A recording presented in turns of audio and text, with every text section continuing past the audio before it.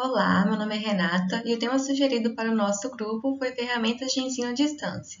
Eu e o Matheus vamos começar introduzindo o tema e a Ana Carolina, a Jéssica e a Natália vão explorar com um pouco mais de detalhe algumas ferramentas utilizadas no EAD. Bom, então para a gente perceber o quanto essas ferramentas foram evoluindo com o passar do tempo, nós achamos interessante trazer um pouco da história da educação à distância no Brasil. Em 1904, surgiu a primeira iniciativa para o ensino à distância, com algumas escolas internacionais oferecendo cursos por correspondência. Nessa época, os alunos recebiam então todo o material através de cartas. Em 1947, o SESC e o SENAC, com a colaboração de emissoras de rádio, criaram a nova Universidade do Ar, oferecendo curso via ondas radiofônicas. Nessa época, os alunos se inscreviam, recebiam alguns folhetos e esquemas de aula, e no horário combinado, eles deveriam sintonizar a rádio para ouvir a aula. Em 1976, o rádio já começou a perder espaço para a televisão e foi criado o Sistema Nacional de Teleeducação, destacando-se na época o telecurso da Fundação Roberto Marinho na Rede Globo. Nessa época, já havia mais interação de áudio e imagem, porém o sistema de transmissão continuava cronometrado. A partir de então, no final da década de 80 e início da década de 90, com a ampliação do acesso à internet, esse sistema de educação foi se aprimorando cada vez mais. E a partir daí começou as transmissões ao vivo, aulas gravadas e começou mais uma fase da educação à distância no Brasil. Os anos 2000 eles foram marcados pela expansão do número de cursos superiores em EAD e em 2018 as matrículas do ensino à distância superaram as do ensino presencial. E a nossa realidade atual, devido à pandemia do coronavírus, com a suspensão das aulas ocasionadas pelo isolamento social, o MEC autorizou o funcionamento dos cursos presenciais na educação à distância até que a situação seja normalizada no país. E com isso, com certeza, iremos ver cada vez mais um aprimoramento das ferramentas já utilizadas na educação à distância. Devido a essa nova realidade, alguns termos que antes não ouvíamos tanto passaram a fazer parte do nosso dia a dia, como os termos aulas síncronas e aulas assíncronas. E o que seria isso? As aulas síncronas ocorrem em tempo real, através de uma plataforma de videoconferência, ocorrendo interação entre o aluno e o professor. Podemos citar como vantagens desse tipo de aula o maior engajamento da turma, uma vez que, apesar de ser virtual, esse modo oferece maior contato humano, pois todos estarão online ao mesmo momento. Outra vantagem é que o aprendizado se torna mais dinâmico. O feedback é imediato, então assim que as perguntas dos alunos surgem, elas já são respondidas pelos professores. Além disso, nas aulas síncronas ocorre uma maior aproximação entre o aluno e o professor, porque a interação vai acontecer de uma forma mais regular.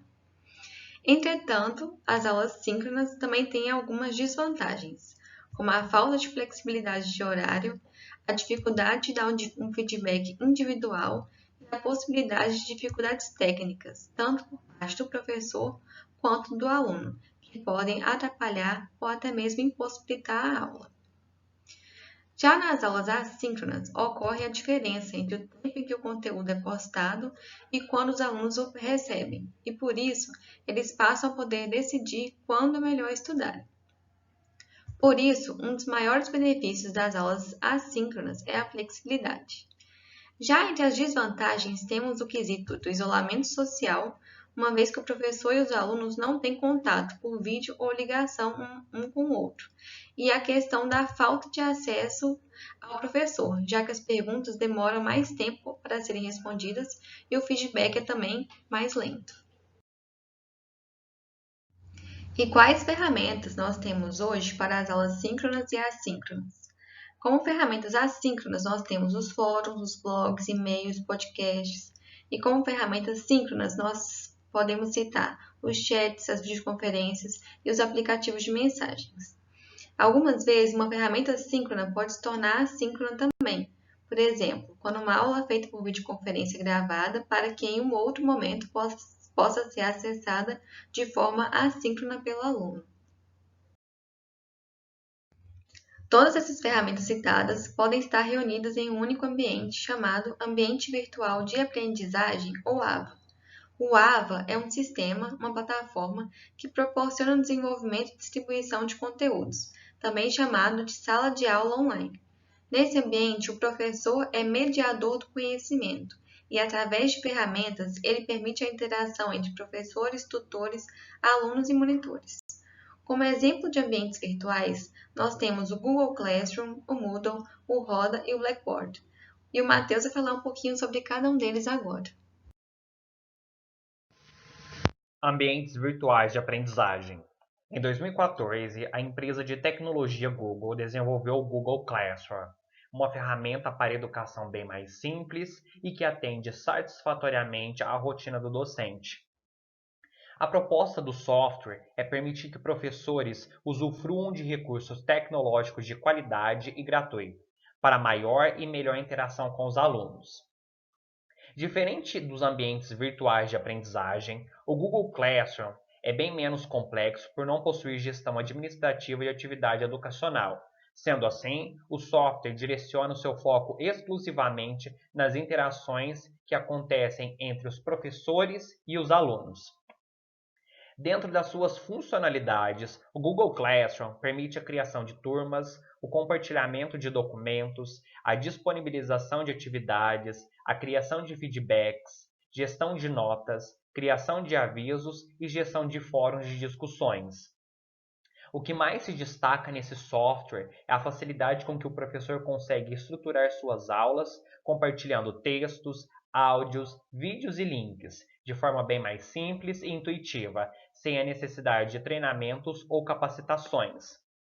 Bom, no que diz respeito à inovação tecnológica, a interação entre aplicações no Google Sala de Aula é outro ponto de destaque, pois quando se possui uma conta no serviço de e-mail do Google, além do acesso ao Google Classroom, o usuário pode utilizar gratuitamente os recursos de armazenamento de arquivos na nuvem, conhecido como Google Drive, além dos aplicativos essenciais para a educação, como editor de texto, planilha eletrônica e apresentação de slides, que compõem o Google Docs. Moodle, também conhecido como ambiente virtual de aprendizagem, a plataforma é utilizada por alunos e professores como ferramenta de apoio ao ensino à distância em mais de 220 países.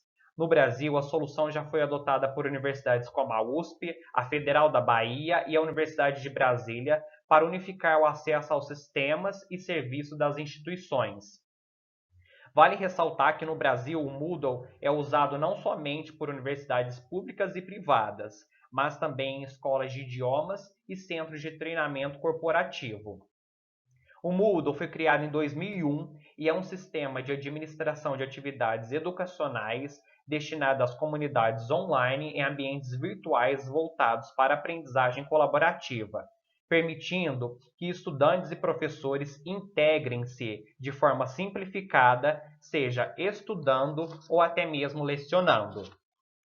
O Moodle oferece uma variedade de recursos pedagógicos, como fóruns, tarefas, questionários, blogs, wikis, chats, glossários, pesquisa de avaliação, além da base de dados, onde os alunos podem experimentar, testar, explorar cada recurso e suas variações, pois esta é a melhor forma de aprender a utilizar e conhecer as possibilidades formativas fornecidas por esse AVA. O Moodle potencializa o desenvolvimento do ensino crítico, dinâmico e colaborativo, assim como o desenvolvimento de diferentes competências do ensinar e do aprender. É possível também afirmar que esse AVA potencializa o desenvolvimento de estruturas que buscam romper com o paradigma do uso das tecnologias na educação. O Roda é uma grande rede corporativa de aprendizagem. Ele é um software gratuito de projetos de educação virtual. Foi desenvolvido pelo Núcleo de Tecnologia Digital Aplicada à Educação. Ele consiste em conteúdo de educação de forma síncrona e assíncrona para seus usuários. A Blackboard é um ambiente virtual de aprendizagem baseado na internet. Sua função é facilitar a criação e gestão de cursos online, proporcionando recursos multidirecionais para a construção da experiência educativa. Todo o conteúdo, as tarefas de ensino, a interação entre o professor e o aluno são realizados dentro desse ambiente virtual. O software ainda consiste em mais 7 plataformas chamadas de Learn, Transact, Engage, Connect, Mobile, Collaborate e Netix, que são oferecidos como um software empacotado. Vale a pena ressaltar que, em sua totalidade, a Blackboard é um sistema de gestão acadêmica, o qual, além dos recursos didáticos, oferece ferramentas administrativas para o gerenciamento de cursos. Conteúdos multimídia.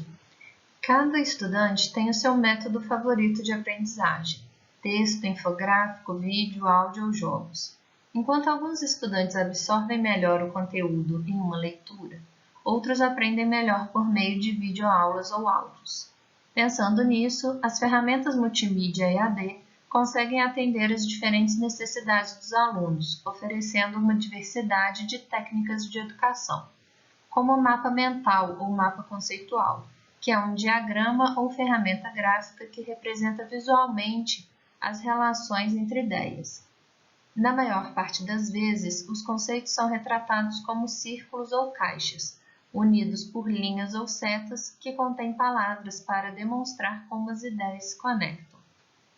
O podcast já foi discutido em outra aula.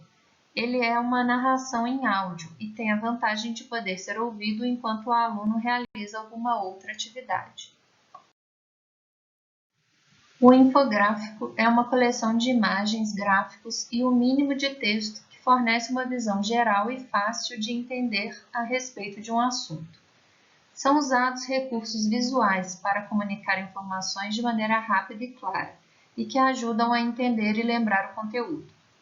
Aqui nós temos dois tipos de infográficos: um de processo, como evitar se contaminar e disseminar o coronavírus, e outro de comparação entre fisioterapia e massagem.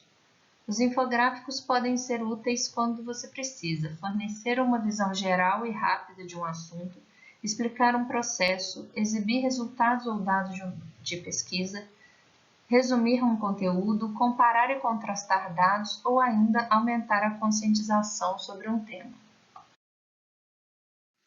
Faz algum tempo que empresas começaram a utilizar a gamificação para engajar e motivar seus colaboradores e clientes, por meio de pontuação e bônus, em que ao final de um determinado período é possível trocar os pontos por cursos, prêmios ou algum benefício. Na educação, a gamificação vem ganhando espaço timidamente, mas ela visa alcançar o novo perfil de aluno, da geração que cresceu cercada por games e tecnologia. Mas o que é a gamificação das aulas? Ao contrário do que muita gente imagina, a estratégia de gamificar as aulas não envolve necessariamente trabalhar com jogos. Implica em utilizar as estratégias dos jogos para tornar as aulas e a tarefa de aprender mais atraentes. A ideia é transformar as aulas em uma grande experiência gamificada, criando regras que transformam a aula em um grande jogo, como permitir que os alunos criem seus avatares de identificação, utilizar sistemas de pontos e recompensas para motivar os alunos a aprender, organizar os estudantes em equipes para realizar atividades, que são nomeadas de missões, sempre orientadas pelo professor, que atua como mentor. Para exemplificar, temos aqui um jogo pronto, o Minecraft Edu, mostrando um laboratório de química. O aluno mistura prótons, elétrons e nêutrons para formar elementos químicos. Depois ele mistura os elementos para criar um composto. Combina alguns compostos e cria, no caso, um fertilizante, que ao ser jogado na planta faz com que ela cresça rapidamente. O Instagram é uma rede social online de compartilhamento de fotos e vídeos entre seus usuários. Atualmente, existem diversos perfis voltados para a educação. Uma forma de utilização desse recurso é o professor criar um Instagram e postar textos com fotos ou vídeos explicando um assunto da matéria ou temas atuais. Aqui foram colocados dois Instagrams, microbiologia.legal, com uma postagem no feed, e Prof. Eduardo Nolasco, com postagem no Stories.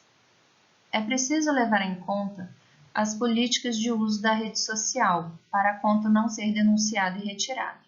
E é sempre bom se atentar às formas de segurança, como colocar marca d'água ou algum tipo de identificação nas fotos para evitar plágios. É possível denunciar caso alguém copie sua postagem sem dar o devido crédito e, quando possível, tentar obter o selo de verificação, que é esse símbolo azul que aparece ao lado do nome. No Instagram também podem ser criados quizzes ou perguntas para interação, com respostas simples como sim ou não. O que pode ser feito também são os alunos de uma disciplina alimentarem essa rede social com a supervisão do professor. Também podemos contar com algumas ferramentas de suporte complementar, como e-mail, YouTube, WhatsApp, fóruns, mecanismos de busca online, entre outros. O e-mail, ele é um método assíncrono que permite compor, enviar, receber mensagens através de um sistema eletrônico de comunicação. Ele é considerado uma forma formal e segura de troca de mensagens. O correio eletrônico, ele é mais antigo que a internet. Foi proposto em 73 pela ARPANET e implementado em 1980. Vantagens: é fácil de usar, é rápido, de confiança e chega em qualquer parte do mundo em alguns segundos. Qualquer pessoa pode ter um endereço e uma caixa de e-mail através do vasto leque de serviços de e-mail gratuitos disponíveis na internet. Outra ferramenta é o blog. Ele é um software geralmente disponibilizado de forma gratuita na internet. Para manter o contínuo interesse dos alunos, os professores acabam optando em ferramentas digitais utilizadas atualmente. O termo Weblog foi criado em dezembro de 97 e foi abreviado para blog, Weblog, nós blogamos. O administrador consegue publicar conteúdos como textos, imagens, vídeos e os mesmos ficam anexados em uma espécie de mural online, onde ele é de fácil criação e desenvolvimento. Pode incluir parceria com demais colaborações. A iniciativa de um blog se torna algo autoral, inovador e divertido. Os alunos podem interagir tanto no conteúdo feito em parceria com o professor, como em comentários e fóruns. O YouTube é uma plataforma de compartilhamento de vídeos. Ela foi criada em 2005. Ela é acessada por mais de 2 milhões de usuários conectados a ele. Diariamente, as pessoas assistem mais de 1 bilhão de horas de vídeos e geram bilhões de visualizações. É uma importante ferramenta na aplicação do ensino remoto, com vídeos e lives ao vivo. Vantagens: o material didático encontra-se sempre disponível online. É necessário upar apenas um vídeo para que o conteúdo fique disponível por tempo indeterminado. Existe uma facilidade muito grande em mesclar recursos como fotos, textos, slides e montagens. Conta também com o recurso de live ao vivo, onde o inscrito do canal consegue interagir em tempo real. As desvantagens são que a dinâmica de gerar vídeo é trabalhosa e muitos não possuem experiência. O tempo de edição é relativamente alto, exige recursos computacionais e existe uma dificuldade na hora de verificar os diversos conteúdos online. O YouTube Edu dividiu em disciplinas vídeos de professores brasileiros já reconhecidos pela plataforma. Aulas de biologia, matemática, língua portuguesa, física e química. São vários vídeos com foco no ensino médio. Existe o conteúdo acadêmico também. Para tirar algumas dúvidas da comunidade acadêmica, a UFJF organizou uma série de lives para explicar sobre metodologia remota do ensino. Os diálogos trazem temas diversos, como esclarecimento de dúvidas, desafios e possibilidades do ensino remoto durante a pandemia, inclusão dos segmentos estudantis e docentes diante da atual situação e o uso de metodologias ativas para a continuidade de uma boa educação. Google Meet. Ele auxilia na apresentação de conteúdos a partir de um suporte audiovisual. É uma das ferramentas mais utilizadas em EAD e apresenta a potencialidade da visualização do professor, de maneira similar a uma aula presencial. O Google Meet se tornou popular à medida que a pandemia forçou a comunicação virtual. É uma ferramenta gratuita, online, que possibilita reuniões com áudio e vídeo. Possui o recurso de vários alto-falantes ao mesmo tempo. Isso é chamado de visualização em mosaico. É fácil de usar, basta possuir uma conta no Google.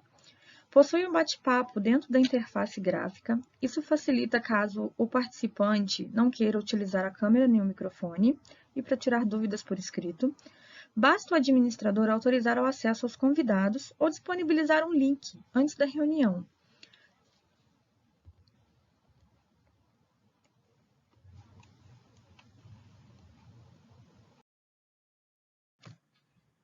A educação à distância não precisa envolver um aprendizado individualizado e solitário. Ao contrário, a tecnologia empregada na EAD deve ser utilizada para estimular sua formação colaborativa entre os alunos, com o apoio dos professores e tutores. O Fórum de Discussão para Cursos EAD é uma ferramenta para o diálogo entre seus participantes, permitindo a troca de experiências e o debate de ideias, bem como a construção de novos saberes. A tecnologia, então, permite que a comunicação seja cada vez mais acessível, menos que as pessoas estejam fisicamente a quilômetros de distância. Eles contribuem para a formação de opinião, permitem ampliar os discursos sobre diversos assuntos, permitem que os alunos e professores interajam e construam um ambiente virtual de rica aprendizagem e um compartilhamento de informações. Por meio das discussões estabelecidas, os alunos participam tanto perguntando como respondendo os demais colegas. Além disso, por meio do fórum, debates são levantados sobre temas abordados durante o curso. Com a possibilidade de acesso a qualquer hora e em qualquer lugar, não é necessário, ao contrário da educação presencial, que os alunos esperem o momento adequado da aula para a conversa sobre os temas abordados. Por meio dos fóruns de discussão, os alunos podem apresentar suas experiências com os assuntos, suas opiniões e mesmo oferecer novas fontes de consulta para os demais participantes, anexando artigos, livros e documentos. O poder conversar com os professores de maneira próxima é uma das maiores vantagens para os alunos e também para a instituição, que constrói uma imagem de uma empresa que se importa com a formação dos alunos e possui professores com conhecimento e boa vontade de ajudar.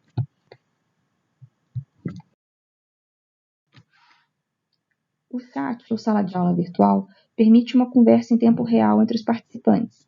Pensar nele como uma ferramenta pedagógica é algo desafiador para o professor, visto que ele assumirá outro papel, não mais o de repassador de informação, mas o mediador.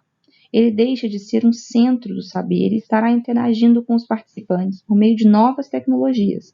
Dessa forma, o professor na era da informação está envolvido com processos múltiplos do conhecimento, que pressupõem flexibilidade, interatividade, adaptação e cooperação. A sua utilização pode ser diversificada. Por exemplo, pode ser interessante ter um chat como um momento de brainstorming entre os participantes. Esse tipo de encontro online pode caracterizar-se como um momento criativo, construtivo, coletivamente para gerar novas ideias e temas a serem estudados e aprofundados. Não é mais possível ignorar a presença protagonista do WhatsApp no cotidiano de ensino à distância. Ele tem se tornado um aliado poderoso para a comunicação fácil e contínua dos alunos e professores ao longo dos últimos anos. Em virtude do cenário atual, o WhatsApp se tornou um meio de interagir com outras pessoas quando a interação presencial não é mais uma opção. Os canais de comunicação que vão além do bate-papo comum, incluindo chamadas de vídeo, áudio e até ligações, fazem dele uma das ferramentas mais rápidas de comunicação, seja na vida pessoal ou profissional. Ele também permite a criação de grupos com pessoas selecionadas, o que o torna uma ramificação dos chats, porém de maneira mais reservada. A segurança também é um ótimo atrativo. O sistema de informação criptografado torna muito difícil o vazamento de informações do usuário. Não diferente de outras ferramentas de ensino, esses meios de comunicação têm suas desvantagens. Talvez a mais importante delas seja o fato de esses meios de comunicação serem tão excessivamente acessíveis que os tornam um intruso em todas as horas do dia do estudante e do professor. Estudiosos também têm correlacionado esse tipo de desgaste a síndromes nervosas, como síndrome de burnout, também conhecida como síndrome de esgotamento profissional. Bom, uma outra ferramenta muito importante no ensino à distância são as bibliotecas virtuais, né? E qual que é o conceito de biblioteca virtual? O nome ele é bem sugestivo, né? É uma biblioteca especial, então como uma coleção de livros e de documentos armazenados no formato de mídia eletrônica. Então, nesse modelo de biblioteca, os textos, né, completos de alguns documentos, de livros, eles estão disponíveis de forma online. Talvez muitos usuários não saibam, né, mas grande parte do acervo da biblioteca da UFJF, né, que é o nosso contexto de instituição, está disponível online na forma de acervo digital. Então, dentre os exemplares físicos, nós temos também exemplares virtuais, né, de livros no formato digital que podem ser acessados, inclusive, pelo SIGA. Então, através da biblioteca virtual, a gente tem acesso aos e-books, né, que são livros em formatos digitais. E como que a gente acessa essa biblioteca virtual e esses materiais? No caso, por exemplo, dessa plataforma, né, que dá acesso a vários e-books, principalmente da área da saúde, a gente tem um acesso livre quando está logado, né, quando está conectado a uma rede do campus da universidade. E quando a gente deseja acessar isso de forma remota, né, um acesso externo, é necessário muitas vezes fazer essa configuração do proxy do navegador, né? Nem sempre a gente consegue, né, navegar com liberdade completa na rede, né, na internet.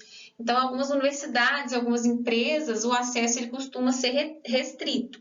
E nesses casos, se a gente quiser ter acesso a todo o material bloqueado, a gente precisa fazer essa configuração do proxy do navegador.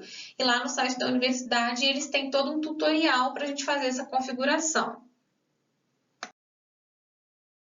Outras duas plataformas de acesso a esses e-books, né, esses livros digitais, é a Biblioteca Virtual Universitária, que se encontra no processo de renovação, e a minhabiblioteca.com, que também, as duas, né, ambas podem ser acessadas através do login pelo SIGA 3. E elas têm uma área de cobertura multidisciplinar, abrangendo várias áreas de conhecimento. Bom, e um outro tipo de acesso que a gente tem através da biblioteca virtual é o acesso aos periódicos, né, às bases de dados, aos trabalhos acadêmicos, aos artigos. Um exemplo bem conhecido, né, entre nós que estamos na área acadêmica é a Biblioteca Virtual em Saúde.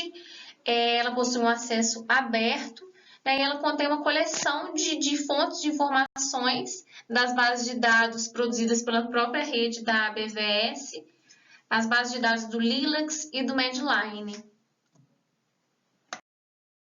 E que eu considerei importante lembrar o conceito do que é base de dados, né? As bases de dados são locais, onde a gente encontra, então, centenas de revistas científicas e os respectivos artigos, sem a necessidade de ficar navegando por diversos sites. Então, lá, muitos anos atrás, antes disso tudo existir, um pesquisador, quando ele queria buscar sobre determinado assunto, ele tinha que ir na biblioteca, procurar essa biblioteca revista por revista, procurar em cada revista os artigos, né, os trabalhos, e hoje essas bases de dados reúnem isso tudo para a gente, facilitando, né, a nossa busca.